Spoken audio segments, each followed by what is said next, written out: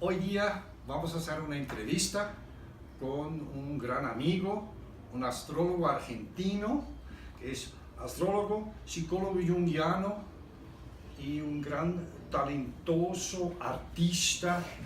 ¿Sí? Se pone colorado. Con muchos talentos. ¿Sí? Tengo la luna en Virgo, él se olvida que también tengo la luna en Virgo. Tiene la luna en Virgo también. Me salió gozoso. Argentino vegetariano además, sí, una gran realidad.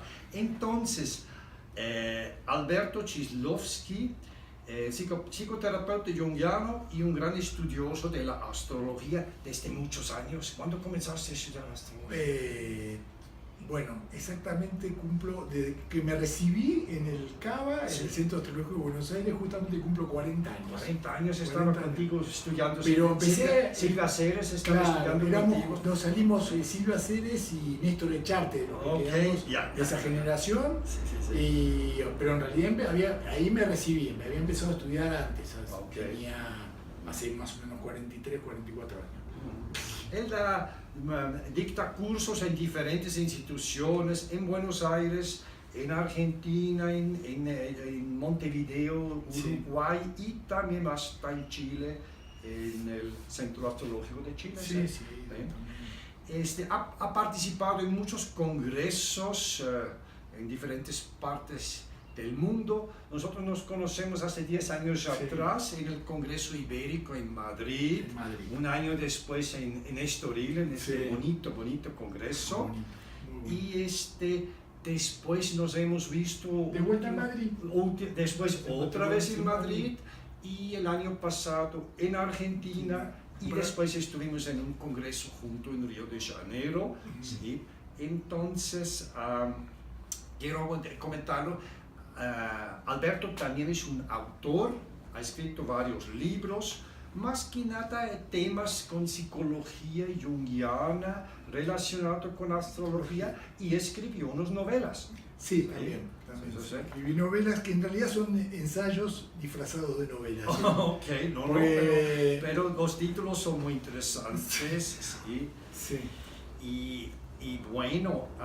Una novela, la primera novela que escribí está relacionada con el tarot, es un desarrollo se llama Buenos Aires y Odisea Imaginal, mezcla, digamos, los mitos porteños, o sea, de la propia ciudad de Buenos Aires, lo que están expresados en las letras de tango, en las expresiones de lo que sería el argot de Buenos Aires, que se llama lunfardo, digamos, relacionados con la carta del tarot, el personaje era un típico psicoanalista porteño, muy intelectual, muy rígido, que empieza a tener sueños extraños y se le van presentando muchas cosas a través de esos sueños y todos los personajes del tarot y entonces toda la evolución que marca el tarot en cuanto al desarrollo de la personalidad lo puse en forma novelada y mostrando también cómo todas esas expresiones de lunfardo y relaciones están ligadas con la mitología y el saber universal. Por eso te digo, tiene una parte de ensayo muy fuerte, a pesar de que es una novela de 451 páginas. Wow. Gran trabajo. También estás trabajando actualmente en el CABA, el Centro Astrológico de Buenos Aires, la segunda escuela más antigua de astrología en el mundo. Sí. Soy el profesor más antiguo y el recibidor más antiguo. Me lo saludas todos cuando vas para allá de nuevo. Entonces, bueno, aquí lo tenemos, Alberto, y voy a tratar de hacerle algunas preguntas. Entonces, 10 años atrás estuve en el Congreso Ibérico en Madrid y escuché a Alberto hablar de las eras astrológicas y el cristianismo, las diferentes etapas de la historia del cristianismo pudiste relacionar con las eras astrológicas. Se me hace un trabajo increíble. Yo me dedico mucho a hacer rectificaciones de cartas natales y él se está rectificando la historia del cristianismo mediante la astrología. Entonces, cuéntenos un poquito.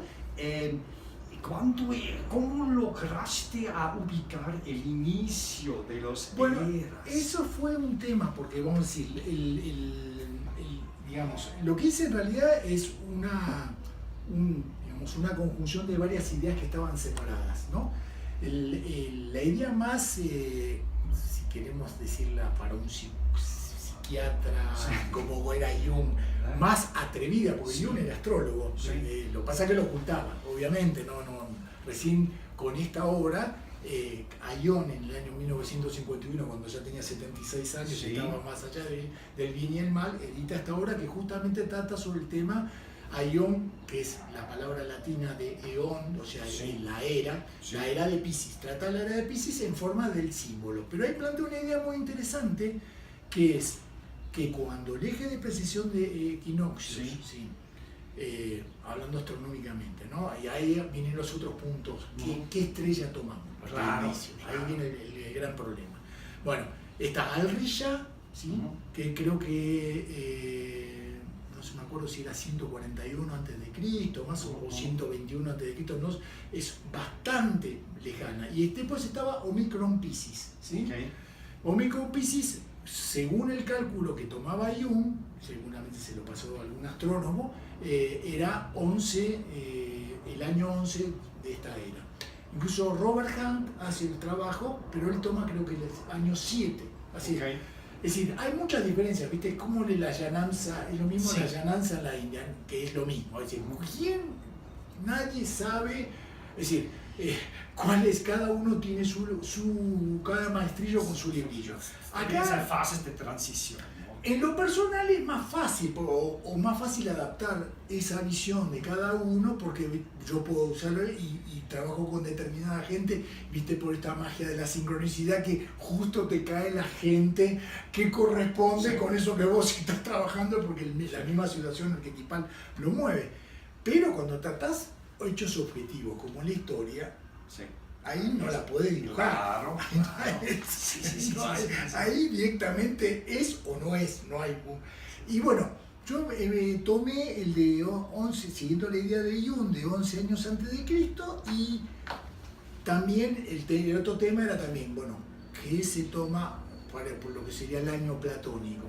25.900 años, 25.700, hay tantos, ¿viste? Bueno, y también daba la era de 2143 años, o sea, el periodo, multiplicado por 12, daba 25.000 y pico, que también, claro, lo que yo vi era que coincidía, cuando yo dividía ese 2143 por 12, para hacer los 12 periodos, me daba 178.500 no sé cuánto. El periodo sinódico, 12 periodos sinódicos de la conjunción de Júpiter-Neptuno, que justamente tiene que ver con la era, también te da 178, creo que 900, y Júpiter-Saturno, que son los cronometradores clásicos de la astrología, da 178.700. Dije, bueno, me parece que este es por acá, es el más cercano, son centésimas. Está bien que con los hechos, vuelvo a decirte, los hechos históricos es más difícil, pero vos ves cómo realmente van cambiando las eras exactamente con fechas muy precisas y muy claves, ¿no? Justamente en los inicios y los cambios, ¿sí? Por ejemplo, para decirte, cuando empieza a ver si me acuerdo exactamente la fecha, porque me agarraste ahora, hace un tiempito que no lo leo, pero creo que era el 1260, 61, creo que empezaba el periodo de Libra en la casa 8. ¿Y qué empieza ahí? Cosa muy interesante, 1260, Libra, ¿sí? Tenemos signo artístico 8, casa de la muerte y el renacimiento. Viene el renacimiento literario, el primer renacimiento, como yo llamaba Burckhardt. Pero otra cosa muy interesante también, la iglesia, como es la historia del cristianismo, ¿qué pone en ese momento? ¿Sí? Inventa el purgatorio, esa zona intermedia limpiana que no está ni en el cielo ni en el infierno, y que justamente 8 también le sirvió de grandes dividendos para recoger unos dinerillos para terminar la catedral de San Pedro, la basílica de San Pedro, y tantas otras cosas que finalmente llevaron al otro periodo como consecuencia en Escorpio, en 1439, esto es un poquito posterior, con Lutero, justamente porque empiezan a ver los personajes en Escorpio, otro escorpiano, los personajes de esa época tienen que ver, o sea, tienen ese, yo llamo ascendente simbólico precisional, ¿no? Muy activado con alguna luminaria o con el ascendente o con un planeta muy fuerte, ¿sí? Entonces vos empezás a ver cómo en realidad eso que es colectivo también se inserta en lo personal. Es muy interesante eso, ¿no? Y justamente el periodo de Escorpio empieza en 1439. Burckhardt, que es el creador de la palabra renacimiento, el historiador que no sabía nada de astrología, Jacob Burckhardt, habla justamente de un segundo renacimiento. Y ese renacimiento, que es un renacimiento filosófico, 9, ¿sí? Y es el renacimiento de las ciencias ocultas, Escorpio, también. Y pues viene todo, porque en 1439 justamente se produce el Concilio de Ferrara, donde viene